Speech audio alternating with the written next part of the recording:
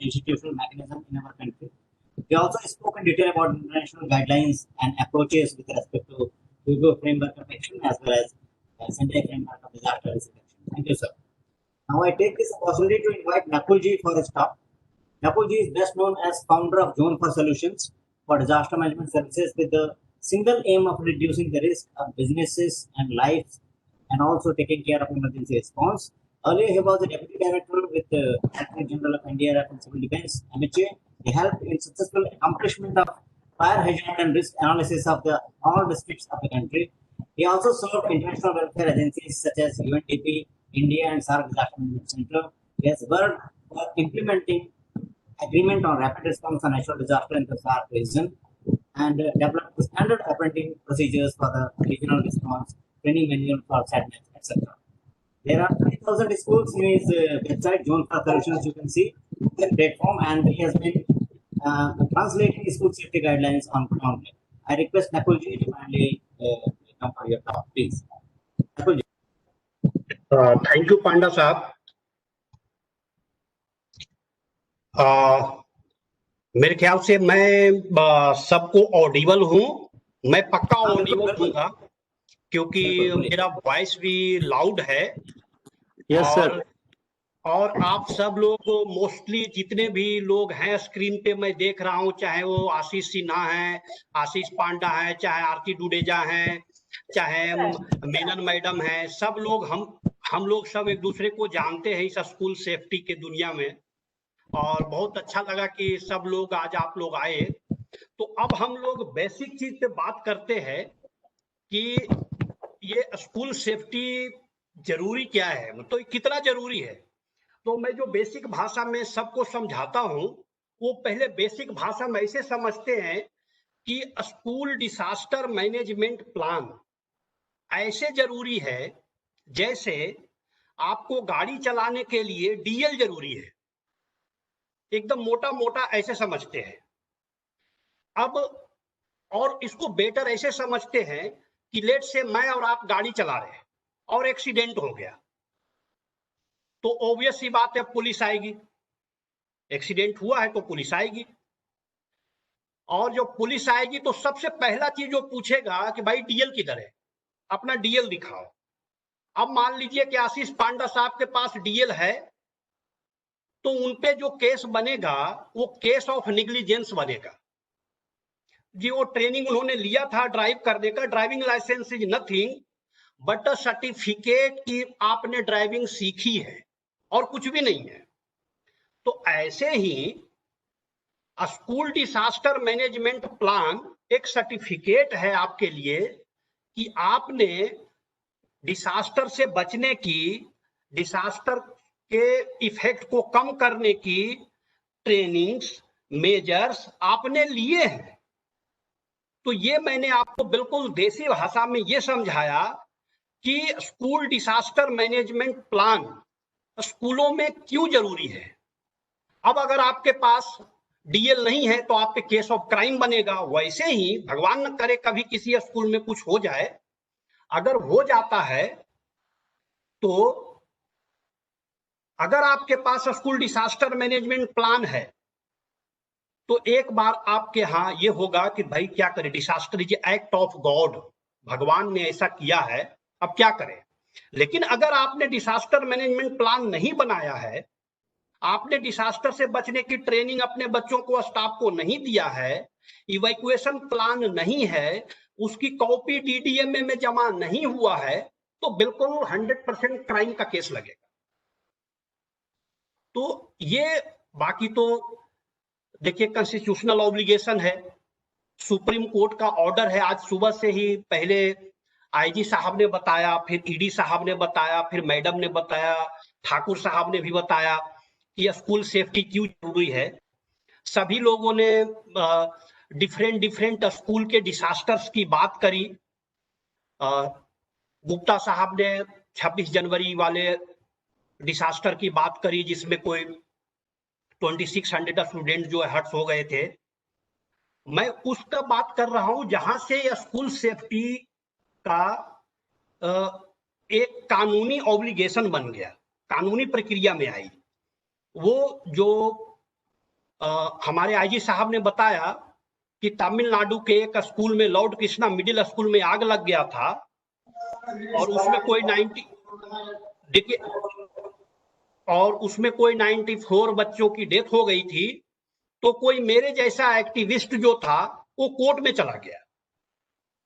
अब आप समझे, जो भी मैं पहले बता रहा था वो कोर्ट में चला गया और कोर्ट में जाके बोला, भाई जो मैडम कह रही थी कि स्कूल अथॉरिटी का काम केवल बच्चे को पढ़ाना नहीं है, उसको सुरक्षित भी रखना है। अगर बच्चे रहेंगे तभी तो पढ़ेंगे, तो उनका सुरक्षा का भी जिम्मेवारी हमारा ही है। कोर्ट में चले गए। ये 2004 का मामला है जब फायर हुआ था वहां पे। 10 साल बाद 2014 10 साल ये प्रक्रिया चला और 2014 में सुप्रीम कोर्ट का ऑर्डर आया जिसमें वहां के प्रिंसिपल के और वहां के एजुकेशन ऑफिसर्स को जेल भी हुआ। कुछ को तो लाइफ, जो ओनर थे स्कूल को उनको तो लाइफ इम्प्रिजमेंट ही हो गया। जो इंजीनियर था उनको भी कोई 5 साल की जेल हो गई, फिर बाद में छूट गए थे वो। तो ये कानूनी ऑब्लिगेशन तो है ही है, लेकिन जो क्योंकि बच्चे जो हैं वो सबसे वल्नरेबल ग्रुप है हमारा। स्कूल में डेंसिटी बहुत ज्यादा होता है। एक स्कूल में जैसे मैडम बता रही थी, उनके एक स्कूल का मैं डिसास्टर मैनेजमेंट प्लान बनाने गया तो वहां पता चला 7,000 बच्चे हैं। एक स्कूल महेंद्रगढ़ में गया तो पता चला 13,000 बच्चे हैं। सोचिए एक कैंपस में 13,000 बच्चे हैं, कुछ हो जाएगा। तो अब इसे हम ऐसे समझते हैं कि चलिए कानून तो सरकार ने बनाया ही कि डिसास्टर मैनेजमेंट प्लान जरूरी है स्कूल में, लेकिन अब ये मोरली भी जरूरी है। क्यों? क्योंकि इतना बड़ा ग्रुप, इतना बड़ा पॉपुलेशन, और वो भी कौन? बच्चे भारत के भविष्य हैं, वो हमारे पास हैं। तो उनको सिक्योर रखना हमारा कर्तव्य नहीं है, हमारी जिम्मेवारी है। और उसमें अगर हम फेल होते हैं तो वी शुड प्रोसिक्यूटेड, हमारे अगेंस्ट मुकदमा चलना चाहिए। एकदम सिंपल बात है। अगर हम उसमें फेल होते हैं तो मैं अब कौन कौन से आपदा हुए वो मैं नहीं गिनाऊंगा, उसके आगे चलते हैं कि सुप्रीम कोर्ट में चले गए, सुप्रीम कोर्ट ने सारा कर दिया। तो सुप्रीम कोर्ट ने कहा कि देखिए जी ऐसा है, उन्होंने ऑर्डर दे दिया कि पूरे भारत के स्कूलों को सेफ बनाया जाए।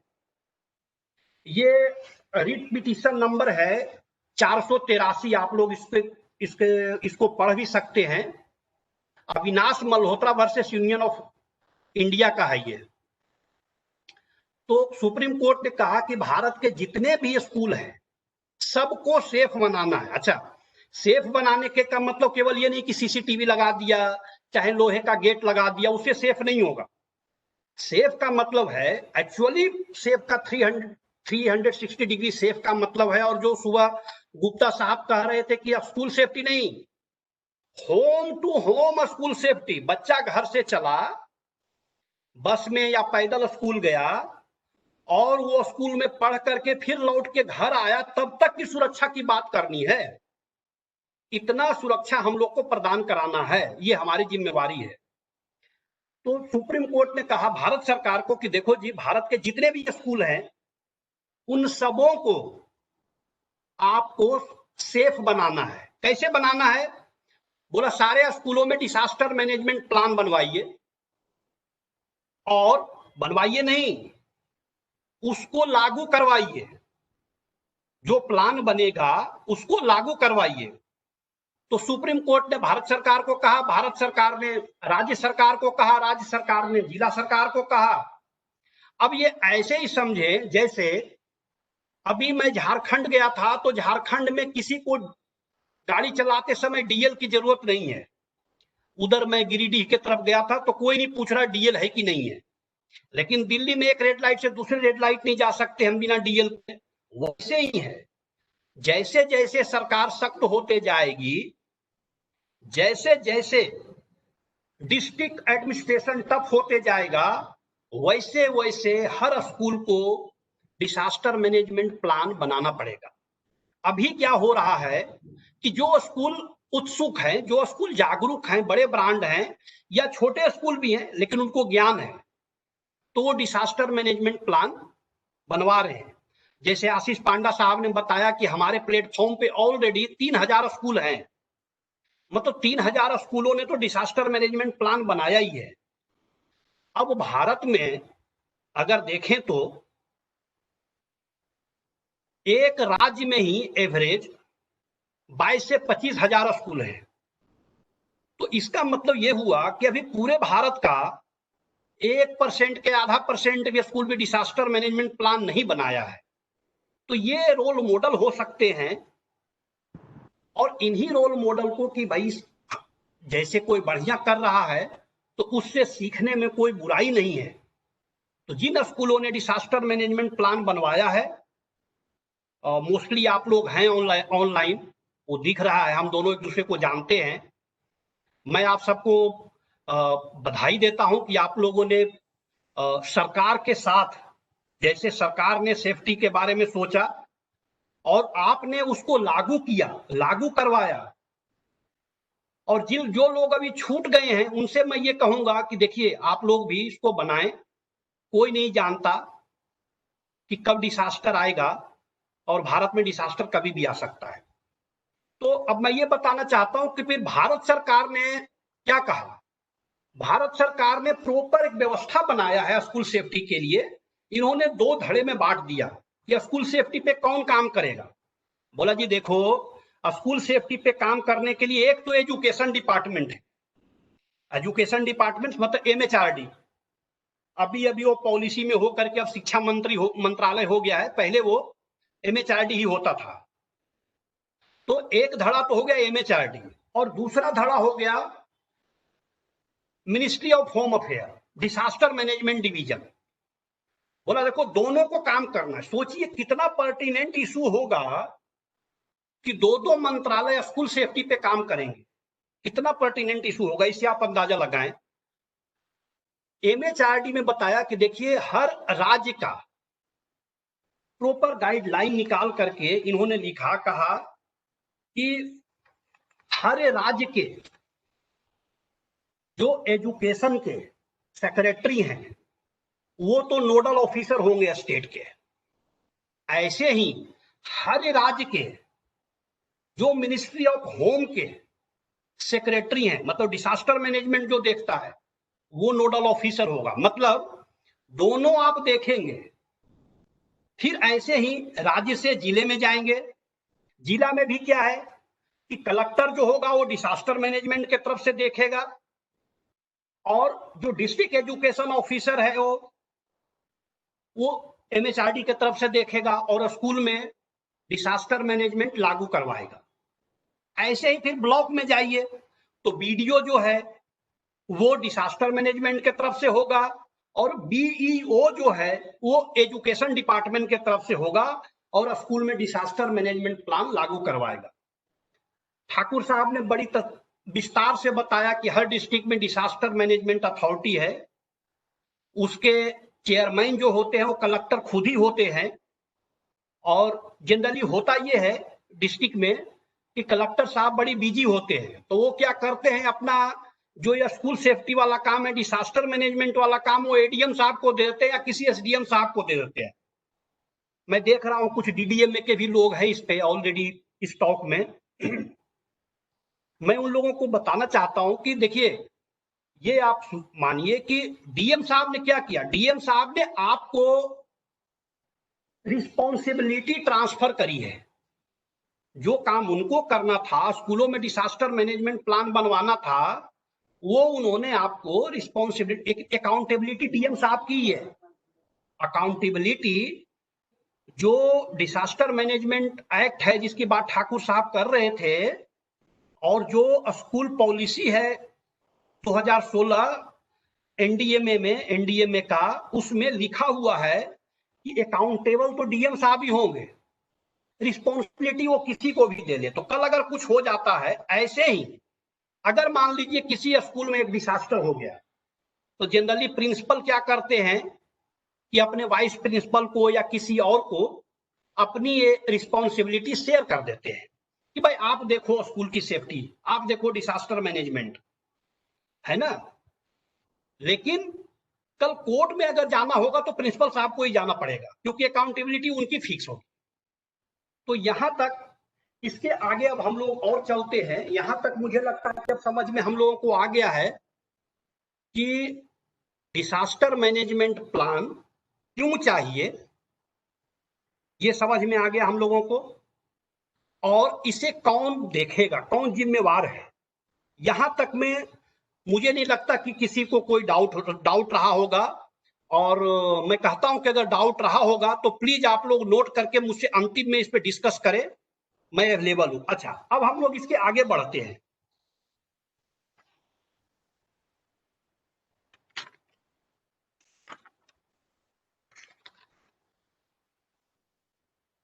अच्छा, जो हम लोग एक चीज और भी देखा मैंने कि जैसे चलिए दिल्ली एनसीआर में तो ठीक है, लेकिन जब हम और स्टेट में जाते हैं नीचे, तो स्कूल सेफ्टी का मतलब केवल फायर सेफ्टी समझते हैं। जब हम स्टेट में जाते हैं, जैसे हमारे कुछ स्कूल उज्जैन में हैं, कुछ चेन्नई में हैं, कुछ मुंबई में हैं, तो मुंबई वाले तो समझते हैं, लेकिन उज्जैन वालों को लगता था कि नहीं नहीं, स्कूल सेफ्टी का मतलब है केवल फायर सेफ्टी कर लिया स्कूल सेफ्टी हो गया। लेकिन नहीं, अब तो वहां भी एडीएम साहब काफी सख्त हो गए हैं। अच्छा, इन सबों के बाद क्या हुआ कि सीबीएसई ने एक लेटर लिखा अपने सारे स्कूलों को कि देखो, अब जिसको भी एफिलिएशन लेना है,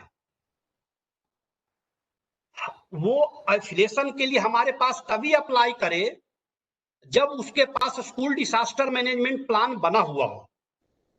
तो अभी इस साल से क्या हो रहा है कई कि, तो मुझे अच्छा लग रहा है कि देखिए अथॉरिटीज जो हैं अब वो अकाउंटेबिलिटी फिक्स कर रही है। देखो, ये करके आओ तब देंगे हम आपको, ऐसे नहीं होगा, कुछ भी गलत सलत बना करके नहीं देंगे। तो सीबीएसई ने भी अपना गाइडलाइन क्लियर कर दिया है कि आपके स्कूल का स्कूल डिसास्टर मैनेजमेंट प्लान बना होना चाहिए, तभी आपका एफिलिएशन एक्सटेंड किया जाएगा। तो इसलिए आप लोग अपने स्कूल का डिसास्टर मैनेजमेंट जरूर बनाएं। अच्छा, यहां तक अब ये मेरे हिसाब से क्लियर हो गया कि क्यों चाहिए। अब हम एक आपको डेटा पेश करते हैं। डेटा ये है कि बाकी दुनिया में क्या कर रहे हैं। भारत में हम लोग कह रहे हैं स्कूल सेफ्टी कर रहे हैं, बाकी दुनिया में क्या कर रहे हैं। बाकी दुनिया में ये है, ईरान जैसे देश में 100% स्कूल जो है वो सेफ घोषित किया गया हुआ है, 100%। जापान का 98% स्कूल जो है, 98%, उसकी बिल्डिंग सेस्मिक रेजिस्टेंट है, 98%। टर्की का ऐसे मैं ये एग्जांपल इसलिए दे रहा हूं कि पूरी धरती इस पे काम कर रही है, तो हम लोगों को भी करना चाहिए। हमारे बच्चे कम इंपॉर्टेंट हैं क्या, या किसी से हम कम समझदार हैं क्या? बिल्कुल समझदार कम नहीं है। तो ये अब शायद मैंने क्लियर कर दिया कि स्कूल डिसास्टर मैनेजमेंट प्लान क्यों जरूरी है।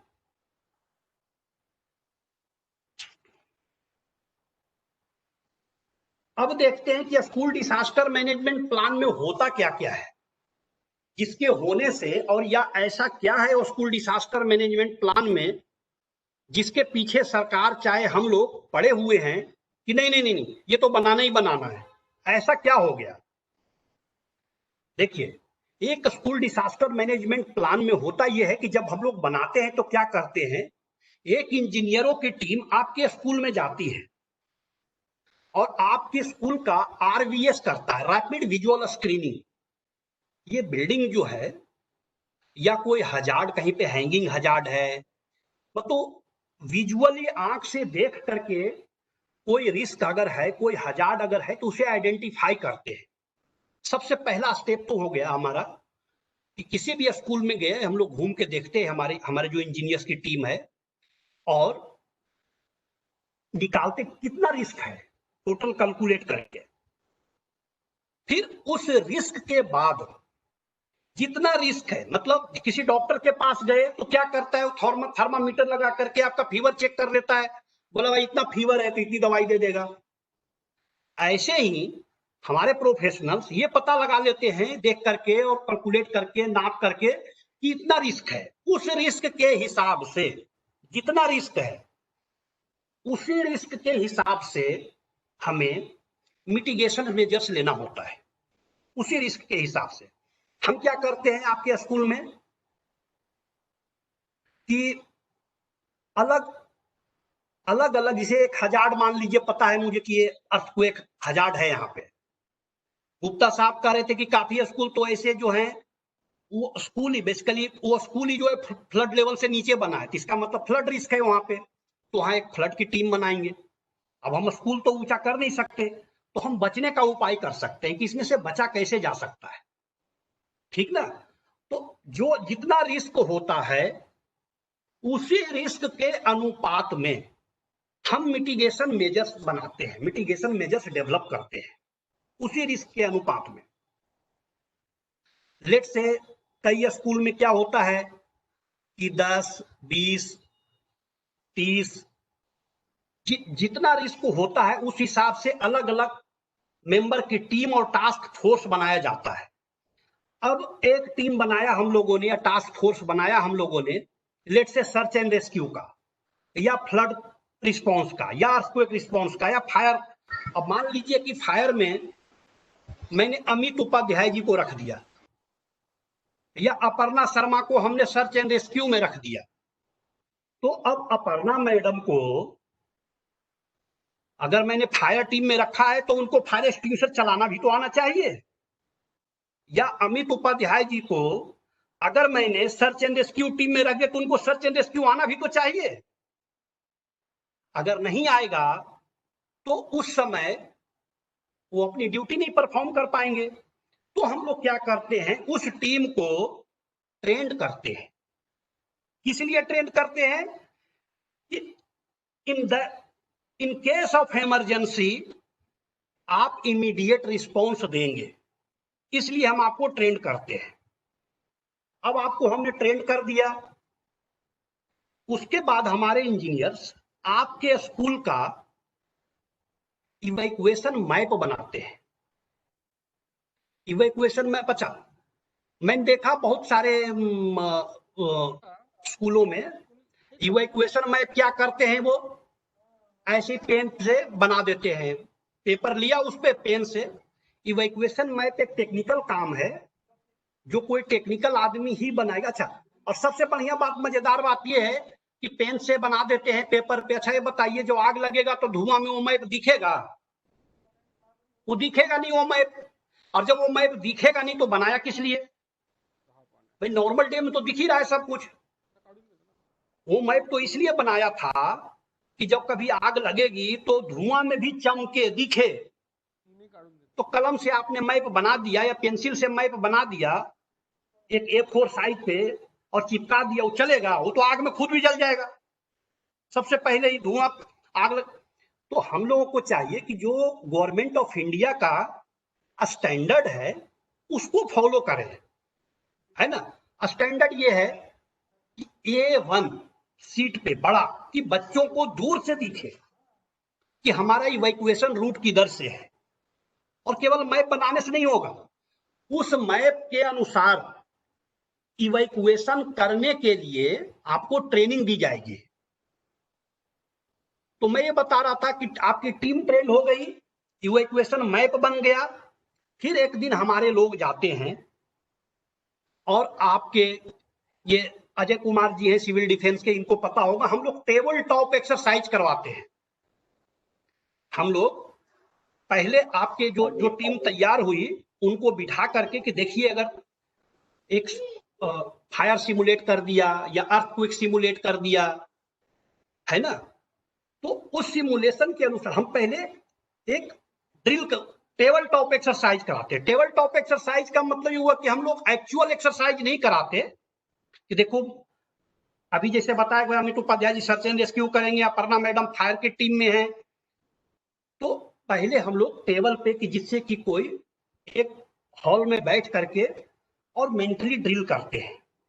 फिर उसके बाद जो अब टीम तैयार हुई अब एक टीम तैयार हो गई है आपके स्कूल में 20 लोगों की, 15 लोगों की, 25 लोगों की। नाही दुसऱ्या कामाला देत होतो बा. नाही एखादं मॉड्यूल का एखादं रजा म्हणा, कोणते न होणारं काम असू दे एखाद्या प्लीज हे प्लीज बघून कोई समजा. बोले नहीं कुठं तो लागते, बहुत कुठं अच्छा कोणाला- रहेगा। अगर आप लोग बोलेंगे और मैं माइक में चाहूंगा present, कि अगर please. बात करना हो तो मुझसे करें, क्योंकि इसी पर्पस के लिए इतना बढ़िया हम लोग सब आज इकट्ठा हुए हैं। तो मैं टेबल टॉप एक्सरसाइज तक बात पहुंच गया था, और टेबल टॉप एक्सरसाइज के बाद हमने कहा कि आप ही के टीम से हमारे लोग जो होते हैं आपको सुपरवाइज करते हैं, गाइड करते हैं, और उसी टीम से हम आपके स्कूल में एक ड्रिल कराते हैं। अच्छा, अब बोलेंगे जी आप हमारे टीम से क्यों कराते हैं? इसलिए कि एनडीएमए ने अपने गाइडलाइन में लिखा है कि आपको साल में 4 ड्रिल कराना है। अब आप बताइए 4 ड्रिल कौन करेगा? 4 ड्रिल तो आप ही को करना है।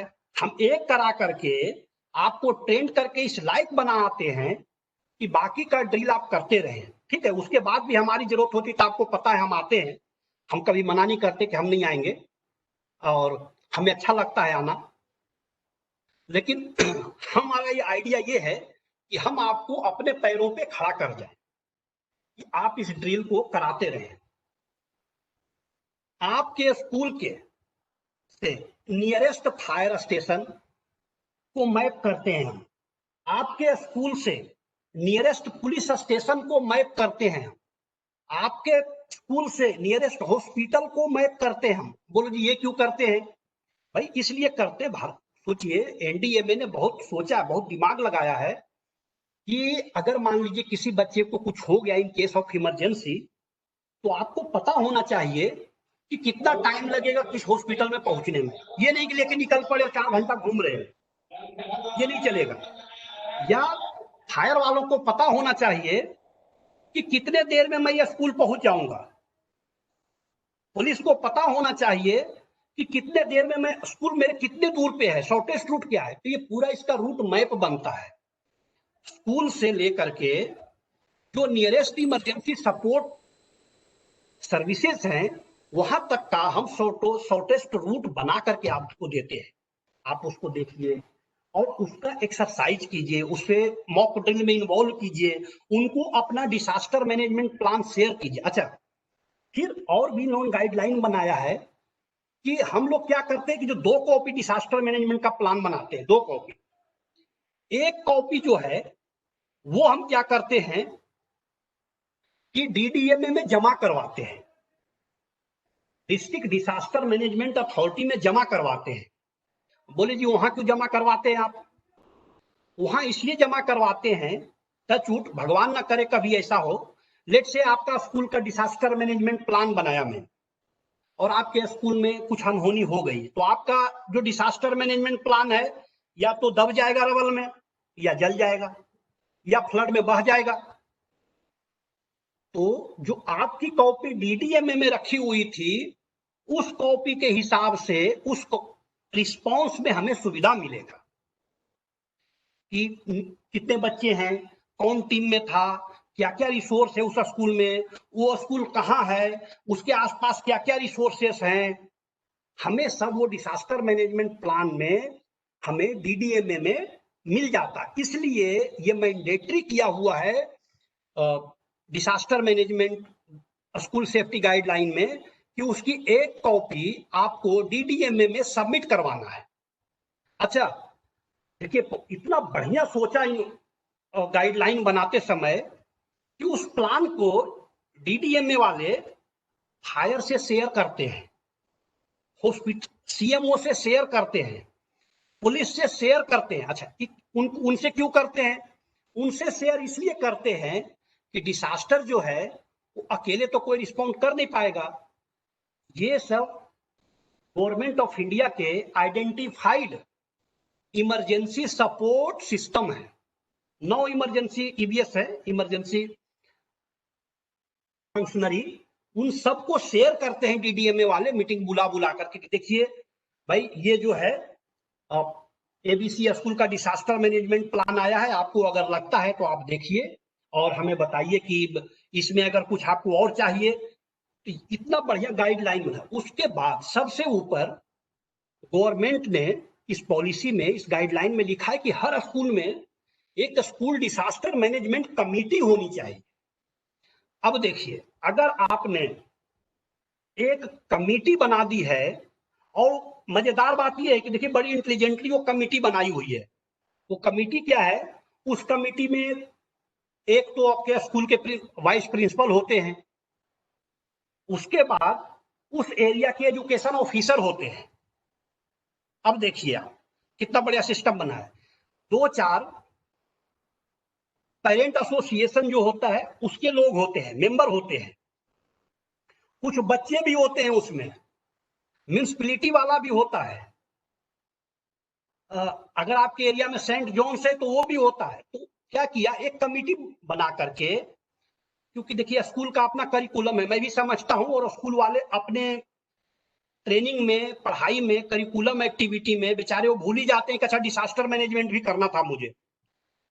ये जो कमेटी बनी हुई है, अब इनकी रिस्पॉन्सिबिलिटी हो गई, तो ये साल में एक मीटिंग करेंगे, रिव्यू करेंगे जी 4 ड्रिल हुआ कि नहीं हुआ। ऐसा नहीं है कि स्कूल करना नहीं चाहता, स्कूल करना चाहता है, लेकिन वो पढ़ाने के चक्कर में मास्टर साहब सब भूल जाते हैं और स्कूल जो है वो रिस्क पे आ जाता है। तो ये समझना जरूरी है, बच्चे रहेंगे तभी तो पढ़ेंगे। तो जरूरी है, जो मैं हमेशा कहता हूं कि सेफ्टी फर्स्ट, हम रहेंगे तो कुछ कर लेंगे। तो एक स्कूल डिसास्टर मैनेजमेंट कमेटी बन जाती है और पूरा एक 35-40 पेज का बुक जैसा बन जाता है, और इवैक्यूएशन मैप के साथ आप डिसास्टर मैनेजमेंट अथॉरिटी में जाके उसको जमा कर देते हैं। तो क्या किया, आपका कमिटमेंट चला गया, आपने कमिटमेंट किया डीसी को, डिस्ट्रिक्ट कलेक्टर को, कि हम लोग ऐसा साल में 4 ड्रिल कराएंगे, इस डेट को हम आपको बुलाएंगे, बताएंगे। तो कमिटमेंट चला जाता है, और फिर आप तो एक प्रोसेस बनाया गया है जिससे कि आप डिसास्टर मैनेजमेंट एक्टिविटी आप करते रहे। तो मैं ये समझता हूं कि बेसिक चीजें जो स्कूल सेफ्टी की थी, डिसास्टर, अच्छा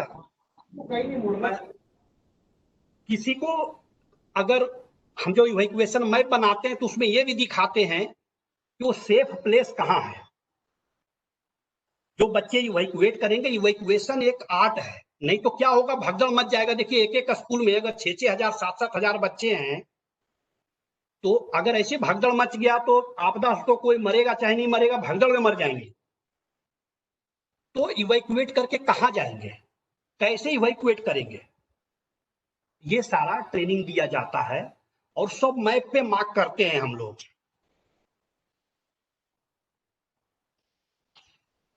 अब इसके बाद में अगर केवल एक एक्टिविटी के बारे में बात करना चाहता हूं 2 मिनट, कि अभी क्या हो रहा था कि हम लोग कह रहे थे कि चलो ठीक है, school safety school safety school safety करना है। गुप्ता साहब ने आया, इसको और बड़ा आयाम दिया, इन्होंने कहा नहीं, घर से स्कूल, स्कूल से घर तक का स्कूल सेफ्टी करना है।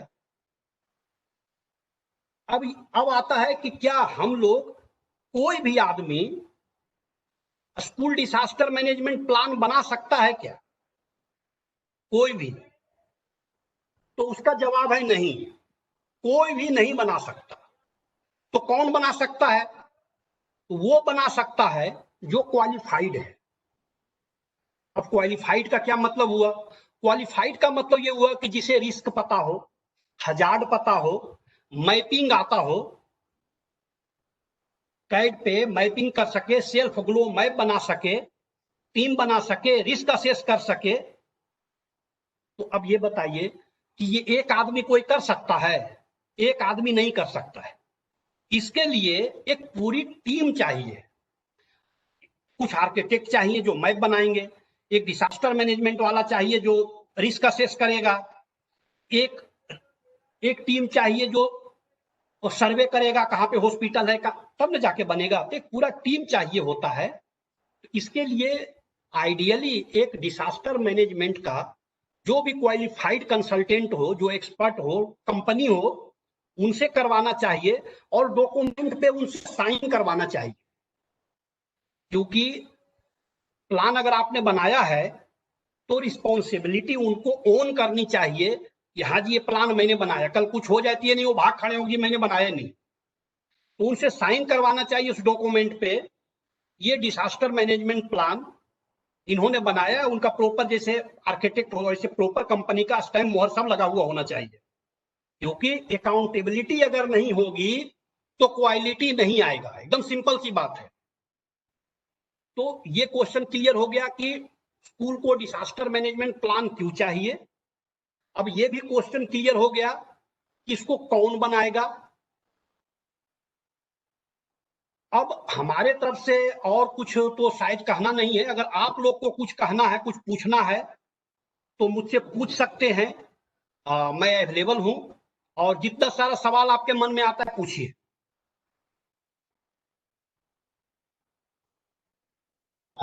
Nakul ji, ji thanks Nakul ji for your wonderful insight about the school safety plans and the need for it. I'm confident that now you will be flooded with lots of requests from various schools who would be willing for their school safety plans to be prepared and related guidance.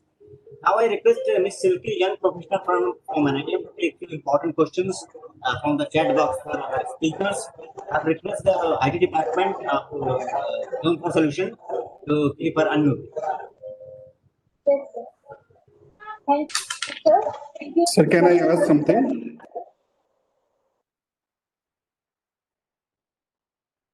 Can I talk? Yes yes please.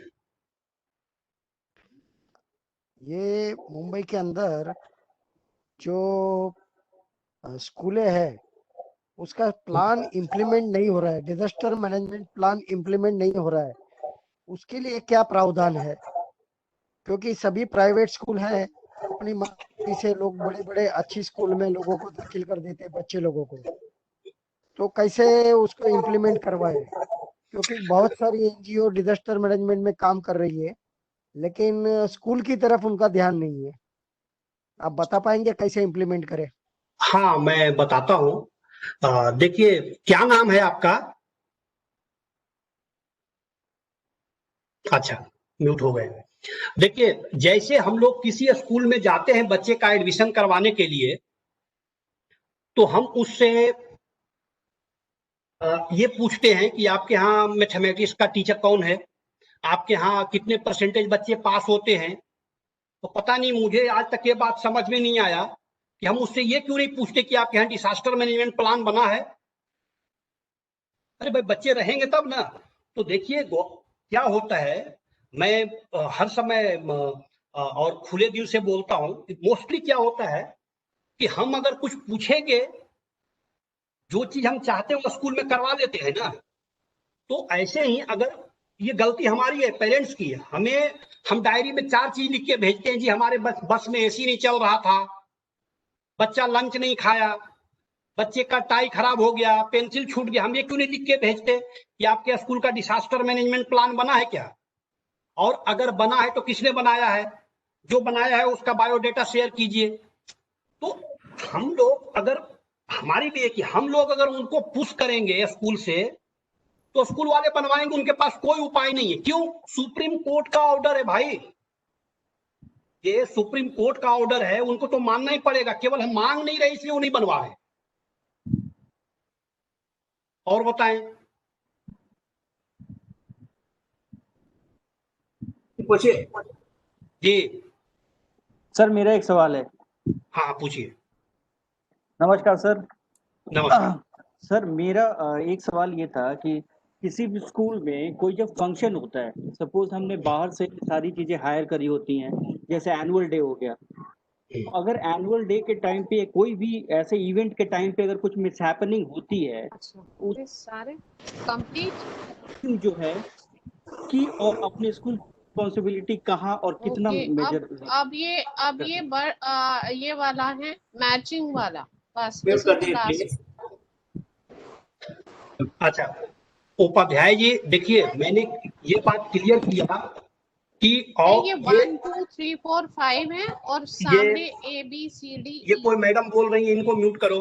Sunita madam आपसे request है अपना mic mute करें। Thank you. अच्छा मैं ये कह रहा हूं कि आपने बहुत अच्छा सवाल पूछा।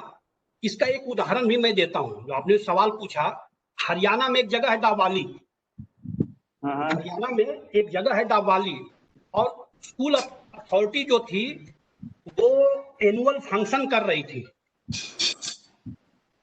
वो स्कूल में एनुअल फंक्शन कर रही थी और पूरे कैंपस को उन्होंने बढ़िया टेंट लगा करके बांस से घेर रखा था और फायर हो गया। और उसमें बच्चे के साथ पेरेंट्स भी आए थे। और अनफॉर्चुनेट बात यह है कि उस फायर में कोई 400 लोग जल के मर गए थे। तो तब की बात तब थी। आज के तारीख में प्रिंसिपल रिस्पॉन्सिबल है। इसलिए कोई भी फंक्शन अगर हम करें, कोई भी फंक्शन हम करें, तो उसका प्रॉपर जितना जो मैकेनिज्म है उसे हम फॉलो करें। जब हम कोई भी फंक्शन करते हैं, पंडाल बनाते हैं, शामियाना बनाते हैं, इसीलिए हम लोग हैं कि हम आपको बताते हैं कि देखिए आपको कई एग्जिट बनाने चाहिए। नहीं तो एक एग्जिट से एक रेशियो है कि इतने लोग हैं तो इतने एग्जिट होने चाहिए, इतने रेशियो हैं तो इतने एग्जिट होने चाहिए, है ना। तो उस रेशियो को फॉलो करना चाहिए। अब हम लोगों की नजर भी ऐसे ही हो गई है कि इवन मैं आपको बताता हूँ, किसी शादी में भी जाते तो हम टेंट में यही देखते हैं कि इसमें से निकलेंगे कैसे अगर कुछ हो गया तो ऐसे ही ये कल्चर आपको भी डेवलप करना है जी और हर सर। स्कूल को करना है। किसी का और कोई सवाल हो तो I have please. a question. Hello, Please. sir. Thank you so much sir.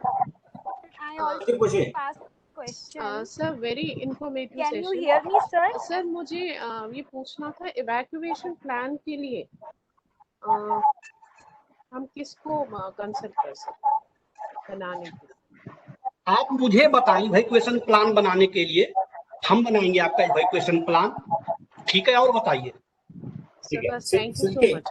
Thank you. Sir उसके Okay, लिए will have to invite you to the school for. Yes yes, वो कर लेंगे। मैंने आपको जवाब दे दिया, आप मुझे बता देना, कर देंगे। और बताएं। ओके कुल जी, आई हैव ए क्वेश्चन। और ये क्वेश्चन जो है NIDM and National disaster management authority को भी है। I am doctor Vijay Kumar from APJ Satya university school of education and we teach B Ed students. B Ed students आप जानते हैं जो स्कूल में पढ़ाते हैं। सो मेरा क्वेश्चन ये है कि एनसीटी को आपने सजेस्ट किया है to include disaster management in their B Ed curriculum? ठीक है, एनआईडीएम और नेशनल डिजास्टर मैनेजमेंट अथॉरिटी को क्वेश्चन है ये। ठीक है, ठीक है। पांडा साहब आप बोलेंगे, मैं ही बोलूं? आई थिंक ठाकुर साहब इसमें कोई प्रकाश डाल सकते हैं, क्योंकि we have included this concept in our B Ed curriculum. हम जब नहीं, मैं समझ बच्चों को गया, मैं पढ़ाते समझ हैं गया। ठीक है। उसमें ठाकुर साहब online डिजास्टर मैनेजमेंट का कंसेप्ट पढ़ाते हैं कि व्हाट इज डिजास्टर मैनेजमेंट, क्योंकि ultimately they will be teaching in school. वो प्रिंसिपल राइट, आपका बनेंगे वो क्वेश्चन सब। सही है, आपका क्वेश्चन जी, सही है जी। विजय जी, आपका क्वेश्चन सही है। देखिए अभी हम लोग क्या कर रहे हैं, डिजास्टर मैनेजमेंट को, ये शोर आ रहा है, आप लोग म्यूट कर लें प्लीज, आप देंगे आंसर इसका? Please please mute. ठीक है, ठीक। देखिए हम लोग क्या करते हैं कि अभी एक प्रोसेस चला हुआ है गवर्नमेंट में। हम लोग इसे क्या कर रहे हैं कि एजुकेशन में डिजास्टर मैनेजमेंट को मेन स्ट्रीम कर रहे हैं। अब यूजीसी वाले भी लेकर के आ रहे हैं, हर कॉलेज में, हर स्कूल में। सीबीएसई तो आ ही गया है लेकर के, अब स्टेट वाले भी आ रहे हैं। तो धीरे धीरे वो आ रहा है और ऑलरेडी टीचर ट्रेनिंग में भी डिजास्टर मैनेजमेंट का सिलेबस आया हुआ है। पता नहीं अभी कुछ राज्यों ने लागू किया है, कुछ ने नहीं किया है, लेकिन जल्द ही आपको पढ़ने को मिलेगा विजय साहब। नहीं, मैं ये मेरा क्वेश्चन इसलिए है क्योंकि टॉप डाउन अप्रोच जो ये है कि ऊपर से आए टीचर्स जो, yes so in service training में वो है नहीं है, सो आई हैव नॉट सीन। ठीक है विजय जी, आप ठाकुर साहब को जरा सुन लीजिए। जी जी ठाकुर जी, ठाकुर साहब को अनम्यूट करिए प्लीज।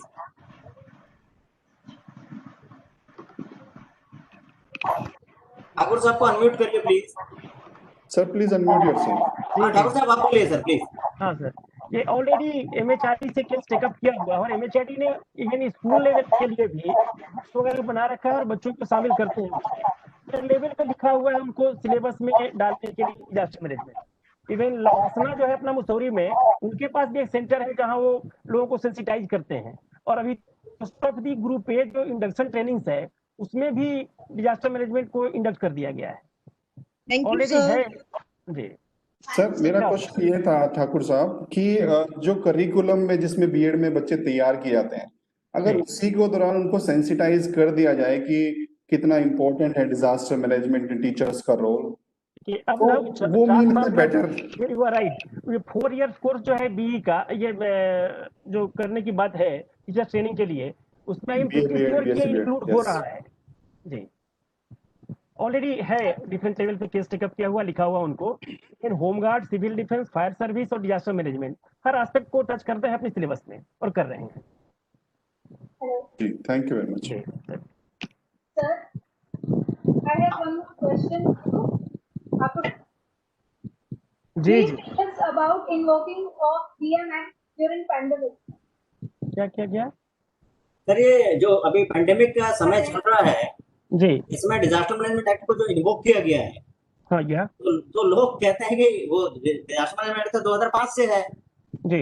इन्वोक करने की क्या जरूरत है? ऐसा तो नॉर्मल क्वेश्चन पूछते हैं, वो किसी ने पूछा? अच्छा, देखिए क्योंकि कोरोना ने भी कभी इस तरह का पेंडेमिक और एपिडेमिक अपने देश में हुआ नहीं था, इसलिए इस को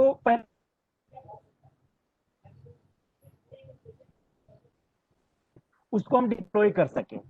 और रही बात की एपिडेमिक है, इसको कंट्रोल जो एक अपना एपिडेमिक कंट्रोल एक्ट भी है, एपिडेमिक डिजीज एक्ट 1897, वो अंग्रेजों का बनाया हुआ, उस स्टेट्स ने दोनों को यूज किया है।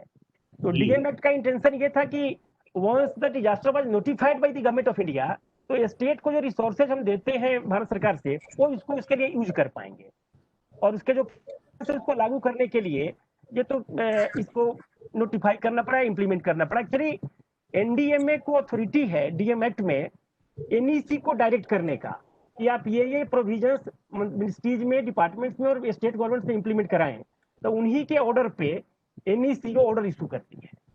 ये है वो स्कीम ऑफ द थिंग्स जो डीएम एक्ट में है, उसमें ये प्रोविजन है कि जब कभी भी लगता है एनडीएमए को कि देश में ऐसी सिचुएशन हो गई है कि हमें डीएम एक्ट इन्वोक करना पड़ेगा और ये कराना पड़ेगा सारे स्टेट से, तो उन्होंने डायरेक्ट किया एनईसी के हेड को, हेड ऑफ एनईसी मतलब होम सेक्रेटरी, मैंने पहले चर्चा की थी, और उन्होंने अपने उस पावर को यूज करते हुए ये ऑर्डर दिया।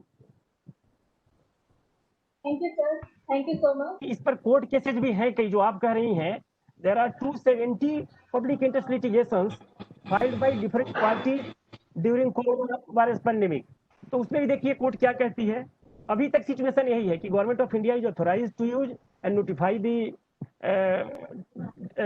That corona virus as a disaster, और उसमें किया गया है। Thank you sir. Nakul sir, मैं एक क्वेश्चन पूछ सकता हूँ आपसे? नकुल सर ने एक बड़ी बात बताई, आपके थ्रू हमें बहुत कुछ आज सीखने को मिला about the natural disaster management, कैसे टीम बनती है, कहाँ कहाँ कॉपी का प्लान होता है, पुलिस स्टेशन, नियर हॉस्पिटल, ये बहुत सारी ऐसी मेजर चीजें थी जो हम इस ड्रिल को कराने के बावजूद भी हमें ये चीजें नहीं पता थी। मैं क्या एक क्वेश्चन पूछ सकती हूँ? सबसे पहली बात, डॉक्टर साहब हम ये बीएड में या बीपीएड में ये सब्जेक्ट को इंक्लूड करें, it is a wonderful suggestion. अब मैं उनको बहुत अप्रिशिएट करता हूँ। एक छोटा सा सजेशन मुझे कभी ऐसा भी लगा नकुल साहब कि अगर आपकी तरफ से स्कूल के अंदर सारे बच्चों को बिठा के ड्यूरिंग द असेंबली या एक वर्कशॉप ली जाए, तो बच्चों को भी इन चीजों की नॉलेज जब होगी तभी पेरेंट्स आगे जाके 2 क्वेश्चन कर सकेगा। देखो, लैक ऑफ नॉलेज बहुत गड़बड़ होती है हर जगह। आपके थ्रू जो हमें ज्ञान मिला, हम दूसरों को ज्ञान देंगे, तो जो 2000 बच्चे आपसे ज्ञान लेंगे, उन 2000 में से अगर 1000 बच्चों की भी बात समझ में आती है तो वो 2000 पेरेंट्स की समझ में आती है। तो एक साल में एक बार इस तरह की कोई वर्कशॉप हो जाए जिसमें आप ये सारी चीजें बता दें, या ऐसा कोई प्रावधान हो जाए जिसमें प्रिंसिपल अपने स्कूल के बच्चों को अलोंग विद द टीचर ये सारी चीजें समझा दे, क्योंकि जितने हम एजुकेटेड होंगे तभी हमारी आगे नैया पार हो सकती है। आप वाली बात है, कमेटी बना दी, एक बार में एक ड्रिल हो गई। अब 99.9% स्कूलों के अंदर कुछ स्पोर्ट्स टीचर या म्यूजिक टीचर को छोड़ के बाकियों को पता ही नहीं है कि फायर एक्सटेंशन को चलाना भी कैसे है। तो वो चीज तो हर एक इंसान को आना, एक पिन निकालना है, हैंडल दबाना है। तो ये सबके लिए जितना मास पार्टिसिपेशन होगा मुझे लगता है उतना बहुत अच्छा होगा। और जो अमित उपाध्याय साहब ने क्वेश्चन किया था, कोई भी अच्छा प्रिंसिपल जब कोई स्पोर्ट्स डे, एनुअल फंक्शन या कोई भी प्रोग्राम करता है तो नियरेस्ट और फारेस्ट स्टेशन को कॉपी भेजता है, डेट टाइम भेजता है, उसके बाद ही वो काम होता है, वहां के उनकी इंफॉर्मेशन क्लियर होती है। थैंक यू नकुल साहब, thank you very much. Thank you, thank you. अच्छा देखिए, हम लोग ये ऑलरेडी रेगुलर कर रहे हैं। पांडा साहब ने बताया भी कि हम लोग ऑलरेडी 3000 स्कूलों को जोड़ चुके हैं और एक एक करके हम लोग जो मैक्सिमम पॉसिबल हो सकता है वो कर रहे हैं। बाकी अब आप लोगों के थ्रू हम चाहेंगे कि ये काम और तेजी से आगे बढ़े और शायद इसीलिए हम बच्चों पे ज्यादा एम्फेसिस कर रहे हैं कि एक बच्चे को अगर हम ट्रेंड करते हैं तो ROI बहुत बढ़िया है। एक बच्चा को अगर हम ट्रेंड करते हैं तो अभी 60 साल 100 साल तक हमें हमारे समाज को डिजास्टर मैनेजमेंट का ज्ञान रिटर्न करेगा। और एक बूढ़े को करते हैं तो हो सकता है वो 10 साल में खत्म हो जाए। तो हम लोग ये करते रहेंगे। धन्यवाद आपका। और किसी का कोई क्वेश्चन है? धन्यवाद sir. Please. Sir, disaster management बनाने के लिए या टीम बनाने के लिए क्या स्कूल को कुछ पे करना पड़ता है? देखिए ये अगर ये डिपेंड करता है कि देखिए अगर 2 तरह की व्यवस्था है ऑलरेडी भारत में। सब कुछ एक सरकारी भी है, गवर्नमेंट का है, सब कुछ है। जो ठाकुर साहब ने इतना बड़ा उन्होंने बताया कि framework of disaster management of India, तो आपके डिस्ट्रिक्ट में एक डिस्ट्रिक्ट डिजास्टर मैनेजमेंट अथॉरिटी है, DDMA।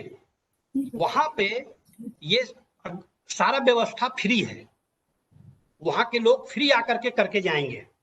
लेकिन अगर कोई प्राइवेट एजेंसी करता है तो ऑब्वियस सी बात है वो पैसे लेगा। तो इस भारत में जैसे सब कुछ है, सरकारी भी है, प्राइवेट भी है। आपको जहां से भी कराना है आप जरूर कराएं, लेकिन कराएं जरूर। जी सर, मैं रमेश सर, बात एक कर रहा और हूँ। क्वेश्चन है, जो क्लास 1 से लेकर 5th तक के बच्चे होते हैं उनके लिए क्या डिजास्टर प्लान अलग होता है, और जो 6 से लेकर 12 तक के बच्चे होते हैं उनके लिए डिजास्टर प्लान अलग होता है? देखिए मैडम, मैंने अभी कहा कि प्लान क्या होता है। बेसिकली हम लोग यही गड़बड़ करते हैं। हम लोग क्या करते हैं कि एक स्कूल का किसी का प्लान ले लिया हमने और वैसा ही एक दूसरा भी बना दिया, जबकि दोनों जगह इवन 2 बिल्डिंग है, स्कूल बिल्डिंग आपस में एक ही दीवार में है, दोनों का रिस्क अलग अलग हो सकता है। 2 आदमी बीमार है तो एक ही दवाई थोड़ी देंगे, उसे नहीं दे सकते। तो ऐसे ही इसीलिए एक्सपर्ट की जरूरत है जो देख के ये पता लगाएगा। छोटे बच्चों के अलग रिस्क होते हैं, बड़े बच्चों के अलग रिस्क होते हैं, हमारा अलग रिस्क है, और जो सीनियर सिटीजन है उसका अलग रिस्क है। अच्छा, अभी मैं एक चीज और आप लोग को बताना चाहता हूं कि अभी कल का जो सेशन है उसमें एजुकेशन में डिजास्टर मैनेजमेंट को कैसे मेन स्ट्रीम किया जा रहा है, कल भी सेशन है। और कल काफी डिटेल में भी, कल भी है परसों भी है, तो कल परसों में भी आप लोग को काफी क्लियरिटी मिलेगी कि और कैसे कैसे करना है। अभी आज करके ये ट्रेनिंग खत्म नहीं हुआ, कल भी है और परसों भी है। तो आप सब लोग कल भी आए अपने सवाल लेके, और कल फिर डिस्कस करेंगे, परसों भी डिस्कस करेंगे। कल परसों तो और भी काफी सीनियर लोग हैं। नकुल जी हम एक काम और कर सकते हैं कि थैंक यू सर, जितने भी पार्टिसिपेंट्स हैं उन्हें इनकरेज करेंगे कि ज्यादा से ज्यादा क्वेश्चन वो इसमें चैट बॉक्स में डालें। तो जितना हम कवर कर सकेंगे वो तो है ही, उसके बावजूद भी उनके ईमेल आईडीज पे हम उसका रिस्पांस भेजने की कोशिश करेंगे आगे चल के। तो ये जो बॉन्डिंग है ये इस 3 दिन के प्रोग्राम में खत्म नहीं होने वाली है, ये प्रोसेस शुरू हुआ है, इसे हम काफी आगे तक लेके जाएंगे। सर एक सवाल, सर मैं कुछ पूछना चाहती हूँ नकुल सर। बात तो सर मेरा सवाल ये था कि नकुल सर ने कहा कि जो सुप्रीम कोर्ट करके पूछेंगे तभी हो पाएगा। जी सर, ये सुप्रीम कोर्ट की गाइडलाइंस है, आदेश दिया गया है कि डिजास्टर मैनेजमेंट प्लान जो है वो लागू किया जाए, लेकिन क्या इसको बंद किया गया कि एक टाइम बाउंड बनाया गया है कि भाई इसकी डेडलाइन रखी गई है कि भाई कब तक के सारे स्कूल इसमें कवर होने चाहिए? बिकॉज अभी तक खाली 3000 स्कूल ही जो जोड़े जा चुके हैं, तो क्या टाइम बाउंड है? थोड़ा सा बताएंगे। ये बिल्कुल सही सवाल पूछा आपने। है तो बेसिकली टाइम बाउंड ही। सुप्रीम कोर्ट ने तो टाइम भी दिया था और भारत सरकार ने भी टाइम फिक्स किया था, लेकिन वी आर इंडियन और स्टेट से डिस्ट्रिक्ट में जाते जाते बातें डाइल्यूट हो जाती हैं। तो इवन इसी वजह से गवर्नमेंट ऑफ हरियाणा पे कोर्ट ऑफ कंटेम्प्ट भी कुछ लोगों ने किया है, उन पे केस किया है कि भाई इतने टाइम में आपको प्लान बनाना था, सारे स्कूलों का आपने क्यों नहीं बनाया। ठीक ना? तो बताएंगे क्या? हेलो सर, सर आपका कार्यक्रम अत्यंत सराहनीय है, मैं इसकी बहुत प्रशंसा करती हूँ। और मैं एक क्वेश्चन पूछना चाहती हूँ कि जिन लोगों ने आज ज्वाइन नहीं किया है, क्या मैं कुछ और लोगों को इसमें कल ज्वाइन करा सकती हूँ 2 दिन के लिए? बिल्कुल ज्वाइन करा सकती है। देखिए मैं आपको बताऊं कि टोटल 1500 लोगों ने रजिस्टर किया था हमें जी, लेकिन क्या है कि वो टेक्नो सेवी नहीं होते हैं लोग हमारे। बेसिकली स्कूल के टीचर्स जो हैं, जो लोग ऑनलाइन क्लास ले रहे हैं जी, कम 300-400 तो मिस कॉल आया हुआ है मेरे मोबाइल में। वो बेचारे लॉगिन नहीं कर पाए, जैसे झारखंड के हैं, बिहार के हैं, उड़ीसा के हैं, जो गवर्नमेंट स्कूल के टीचर ऑनलाइन क्लास नहीं करते, वो बेचारे वो लॉगिन कर नहीं पाए। तो आप जिनको भी लाना चाहते हैं, ये तो ज्ञान है मैडम, जिसको जितना फायदा उठा सकता है वो उठाए इसे। सर अगर रजिस्ट्रेशन नहीं किया हो अब तक, तो क्या वो अब कर सकते हैं आज? अभी भी आए मैडम, मोस्ट वेलकम है, हमें हमारा कोई नुकसान नहीं। Okay, thank you sir, thank you so much. जी आज का प्रोग्राम फिर खत्म करते हैं यहाँ पे। ठीक है। तरुण जी, एक क्वेश्चन मेरा भी था, इफ यू अलाउ। चलिए, ये लास्ट क्वेश्चन है, काइंडली। क्वेश्चन नहीं है, इट्स रिक्वेस्ट। क्या मैं अपने बीएड के स्टूडेंट्स को रजिस्टर करा सकता हूँ प्रोग्राम में? बिल्कुल बिल्कुल बिल्कुल बिल्कुल कराइए, बिल्कुल कराइए, बिल्कुल कराइए। डेवलपमेंट प्रोग्राम है ये, न केवल टीचर्स के लिए है, रिसर्च स्कॉलर्स के लिए भी है, स्टूडेंट्स के लिए भी। Okay okay, thank you very much, thank you ji. It was wonderful to organize such a relevant topic-based training workshop on school safety and DRR. Barring the few technical glitches in the beginning, the audience have been very, very wonderful, patient listener. Thank you so much. We could cover diverse topics of COVID-19 status and its do's and don'ts, the new normals for the education system, the basics of disaster management and institutional mechanism across our country, need for a school safety plan and the mechanism for preparing it, etc. I thank our patrons and guests of honor today for their presence and delivering their inaugural addresses in today's inaugural session. I thank all the esteemed speakers and participants for successful completion of this day of the program. Now I request Nakul ji to kindly summarize today's activities and inform the gathering about tomorrow's program. Nakul ji. अच्छा देखिए, धन्यवाद आशीष साहब। अच्छा, आज जो हम लोगों ने बात किया, आप उसमें उंगलियों पे गिन लेते हैं हम लोगों ने क्या क्या बात किया, जिससे कि आप लोग एक्चुअली आप अब हमारे ब्रांड एम्बेसडर हैं, जो स्कूल सेफ्टी को और नीचे दूर दूर तक, उधर अंडमान, उधर इधर गुजरात तक और उधर नॉर्थ ईस्ट में मेघालय तक ले जाएंगे आप लोग। तो एक चीज हम लोगों ने आज ये डिस्कस किया कि टाइम बाउंड मैनर में हमें अपने स्कूलों में स्कूल डिजास्टर मैनेजमेंट प्लान बनाना है, मोटा मोटा। ठीक है। दूसरा, हम लोगों ने ये डिस्कस किया कि केवल स्कूल सेफ्टी की बात नहीं करना है, हमें घर से लेके स्कूल होते हुए घर तक स्कूल सेफ्टी की बात करना है। उसमें जैसे गुप्ता साहब ने जो एम्फेसिस दिया कि वो ट्रांसपोर्ट, बच्चे बस में जा रहे हैं तो इसका मतलब ट्रांसपोर्ट टीम भी होना चाहिए। भाई स्कूल तो सेफ है और बस भी अगर सेफ नहीं है तो पूरा होम टू होम सेफ्टी की बात करें हम लोग। ईडी साहब ने बहुत अच्छा बात कहा। ईडी साहब ने कहा कि देखिए ये पॉलिसी बना तो दिया हम लोगों ने, इसे जब तक स्कूल इंटरेस्ट से स्कूल खुद भी बढ़ करके आगे आकर के अपने यहाँ ट्रांसलेट नहीं करेगा, तो आप सब लोग स्कूल वाले हैं, जैसे अभी आप लोगों ने खुद ही अपना इंटरेस्ट शो किया, तो इस इंटरेस्ट को बढ़ाने का है कि सरकार ने अगर इतना मेहनत करके गाइडलाइन बनाया है और एक पॉलिसी बनाया तो उसको लागू करवाएं। तो हमारे तरफ से ये आज का टेक अवे था कि ठाकुर साहब ने ये बता दिया हम लोगों को डिजास्टर मैनेजमेंट फ्रेमवर्क कैसे कैसे भारत में काम करता है। तो ये कुछ इंपॉर्टेंट मुद्दे थे। आईजी साहब ने बहुत अच्छी बात कही। आईजी साहब ने बताया कि अगर स्कूलों में अगर हम प्लान नहीं बनाएंगे और प्रैक्टिस नहीं करेंगे इवैक्यूएशन का, तो चलिए भूकंप से तो बाद में कोई मरेगा, स्टैम्पिड से मर जाएगा, कोई खिड़की से कूद जाएगा, कोई छत से कूद जाएगा, है ना। तो हम लोग को ये ध्यान देना चाहिए कि जहाँ चलिए प्लान नहीं भी बनाए वहां भी आप लोग अपने बच्चों को समझाएं कि किसी भी हालत में खिड़की छत से तो मत कूदो यार, क्योंकि फिर तो बचने का चांस ही नहीं है ना, जो चांस था वो भी खत्म हो गया।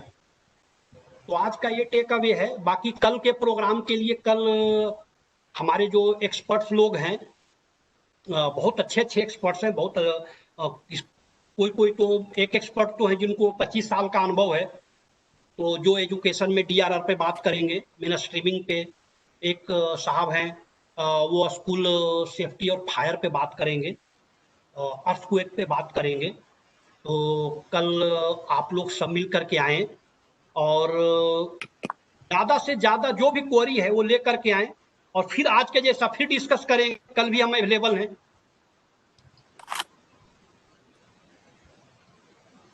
ठीक है आशीष साहब। हाँ, थैंक यू। आप सभी का नमस्कार, बहुत बहुत धन्यवाद आज जुड़ने के लिए। कल 10 बजे फिर मिलते हैं। Thank you very much. Thank you. Thank you. आप सब लोग आए, अच्छा लगा Sir, मिलकर। thank you so thank you, much. Thank you. Thank you, have a sir. Nice day. Have a good day. हाँ, same ID same password. Same ID same password. Thank you, sir. Same ID, same password. Same ID, same password. Thank you, sir. Thank you very much. It was wonderful session, sir. Nice. Thank you. Thank you. Thank Welcome. very much, sir. Thanks a Please, lot, sir. sir. It Thank was you so very much. wonderful. Thank you. Thank you. Thank you. Very good session. So much. Thank you, sir. Thank you. Thank you. Thank you, sir. Thank you, sir. Thank you. Thank you. Thank you. Thank you, sir.